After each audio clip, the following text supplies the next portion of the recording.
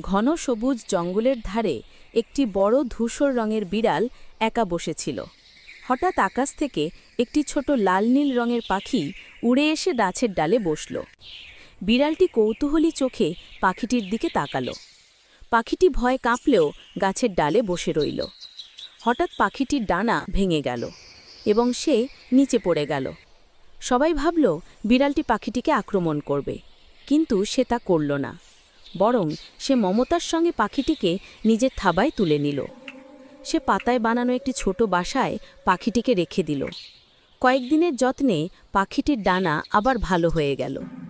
শেষে পাখিটি আকাশে উড়ে গিয়ে বিড়ালটিকে ধন্যবাদ জানিয়ে বিদায় নিল।